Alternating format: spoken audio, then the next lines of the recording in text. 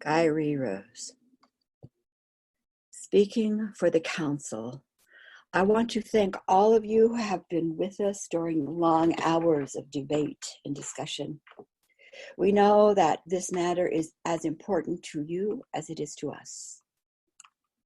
I speak to our guests from regions beyond our earth. There has been much spoken here this day of our beginnings. We appreciate you and respect your information and care of us. We have contemplated the matter of our future with great attention, and our decision has not come easily. Gyra paused, cleared his throat, and lifted a paper from the table. He stopped, looked. Myra thought he was weighted with the magnitude of this matter. Before he continued, she felt a sudden jolt in her abdomen, and she knew the decision. He took a deep breath and began reading. We have reached a decision. The High Council of Tyre rules that those who have shared their ways with us are now to return to their homes. We extend our gratitude for the balancing of our energies and for the exemplary way you have lived among us. But the course we are on is the one we will pursue. We find no reason to change its direction at this time. A ripple ran through those on outreach, a shudder, and then acceptance. Myra saw the arrogance in the faces of those council members who very powerfully manipulated attitudes and perceptions. Half-truths, flattery, and outright deceit had swayed the vote. Then Myra looked at her friend Dana. Wisdom etched the high priestess's face while sadness filled her eyes. Myra heard shouting and screaming from outside the council hall. Through the expansive windows, she could see that word of the decision had reached the streets. Feet were running, fists thrashing the air. The tall man was again frantically moving through the crowds, knocking down any in his way. The smaller groups became a mob, while the policing authorities used force to maintain control. Myra looked back to the hall and caught a glance between council member Lucas and Dana. Lucas looked smug, lips curled into a smile of triumph. These two leaders represented the extremes of the Earth's energy. One, manipulated by the outside parasitics, had generated and took advantage of the chaos, division, and fear to entrap the masses. And the other leader, speaking of benefit for all, wisdom, and the great vision which would have led to the removal of the outsiders and expansion for the divine families. Myra turned and looked out of the windows at the streets, the riots, the shouts, the screams. And so who had won, and what of great value had been lost? Chapter 3. Stones and sticks crashed into the shields of helmets of the double lines of the Riker policing forces. The streets boiled with clashes between Tyrians, angry that the guests were being forced to leave, and crowds of those who wanted them gone. The once welcoming city was deteriorating into an uncontrolled mob. The portion of the Riker who gathered at a rear door from the Great Hall, and they were charged to assure the safe exit of the members of the outreach mission. Dana had sent word through the council hall and the gardens for the consortium members to quietly make their way to the conference room at the northwest corner of the magnificent hall. Myra silently moved toward the designated room, exchanging quick goodbyes with Tyrian friends. As she approached, she saw Tuma watching from the conference door, and together they went into the room.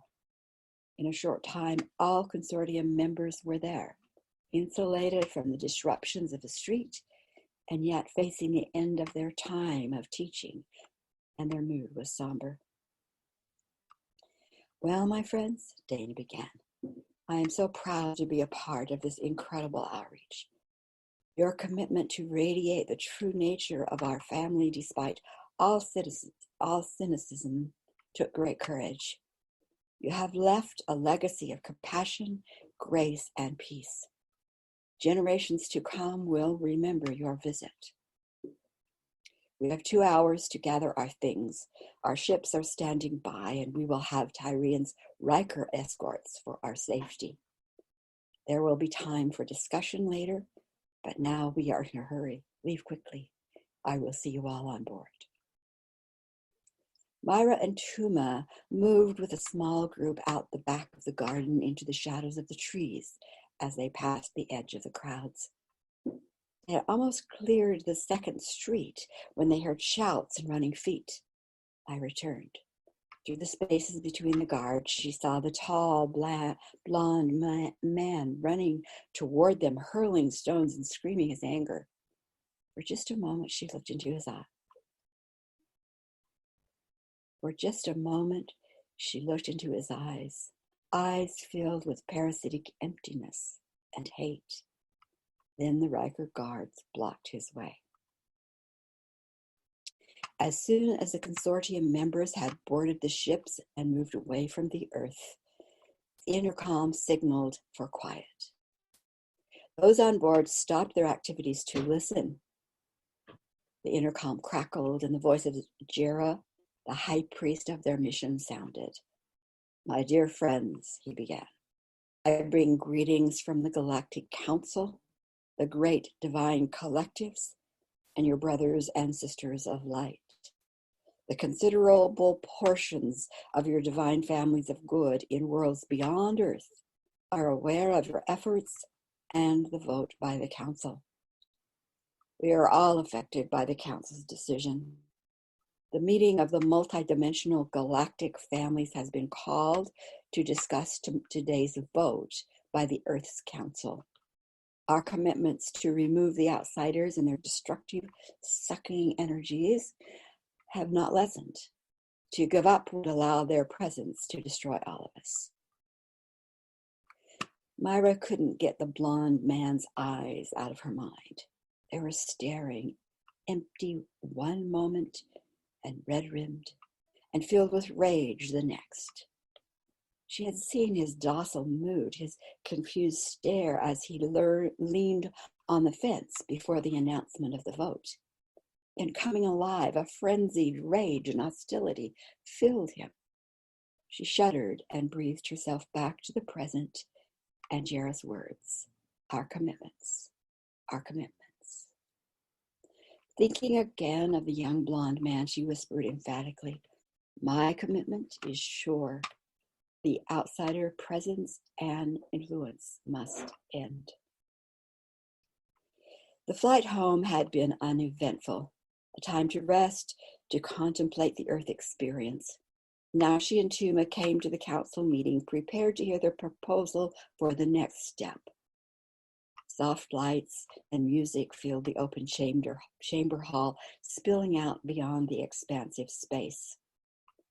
Jera and Dana had been asked to preside over the Galactic Council meeting and sat at the main table.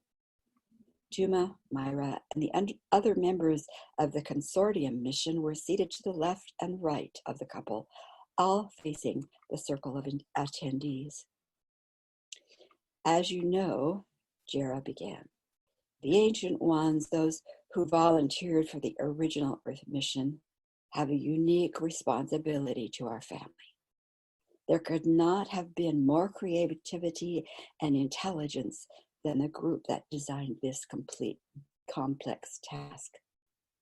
When the outsiders made changes in the circuitry and systems of the physical bodysuit, we knew that the volunteers would be operating within crippled systems. With this corrupted energy, we knew there would be problems.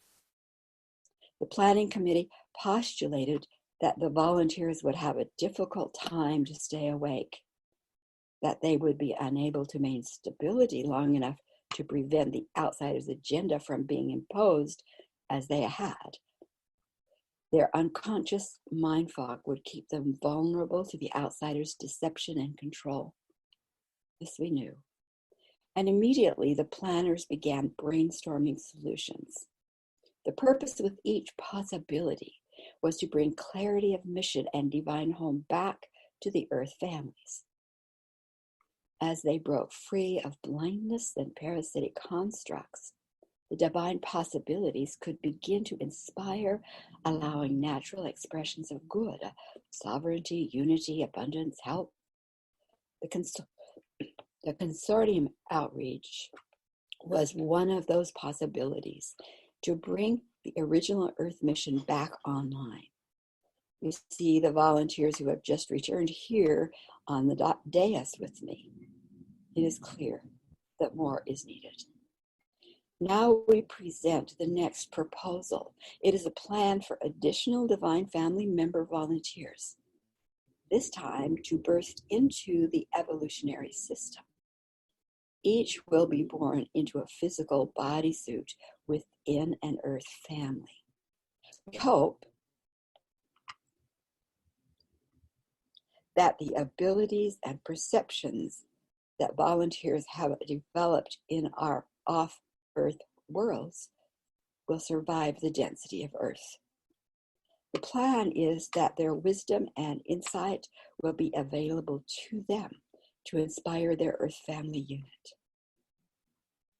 Whispered exchanges and ripples of excitement ran through the group. Jera continued. This mission force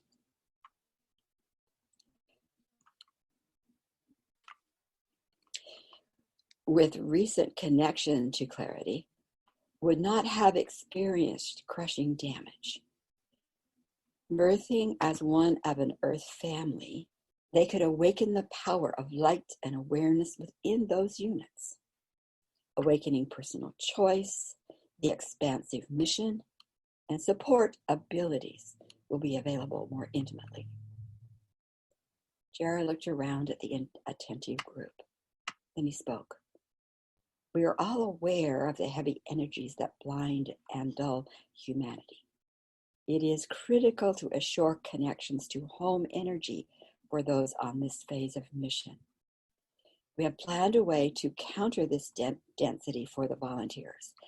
There will be many friends, teachers, and masters who will remain in spiritual regions to guide, direct, and give access to the overall plans.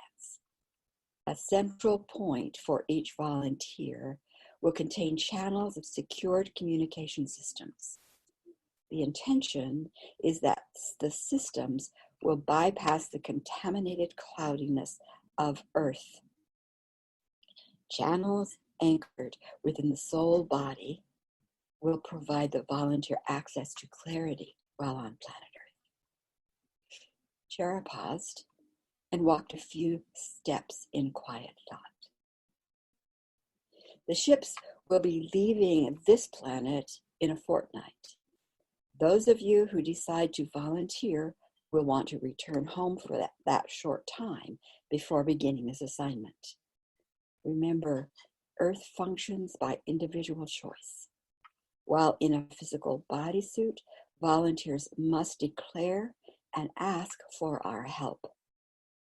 Many in spiritual bodies will be available to answer questions and fulfill requests, but the eternal universal law functioning on Earth puts the right of creating and changing into the hands of individuals in physical bodies.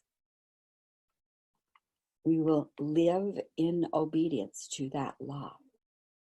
When the volunteers see a need, they can call for unlimited spiritual help, but they must be the one who requests.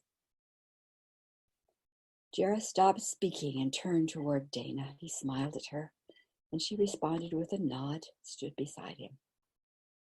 Myra could sense their love. They were like young lovers with one another, even after eons. Myra knew such love. Tuma still caused her heart to sing. Then Jera went on. You notice that we are using the word volunteer. This mission is a free will undertaking. No one is required to participate. As a high priest, it is my responsibility to hold the vision for this mission and to assure our return home. This mission's purpose is to restore the original plan initiated by the Ancient Ones. Achieving that intention will reset the evolutionary plan for Earth families to the light of good and home. I will hold this mission purpose clearly in mind. We strongly urge each of you to go within and contemplate and review. If any have questions, there will be discussions later this evening. Myra saw Jera reach for Dana's hand and look into her azure eyes. Dana and I have chosen to be part of this group. The hall erupted in applause. Myra looked at Tuma, who was focusing intently on Jera's words. She recognized his excitement and his enthusiasm as it touched her. She recognized his excitement and his enthusiasm as it touched her. She laid her hand on his. He gently lifted their joint hands, pressed hers softly against his lips. A smile passed between them, and her heart swelled. Tuma and Myra chose, without the need to speak, they would join the volunteers on this unusual opportunity of love. What is to come?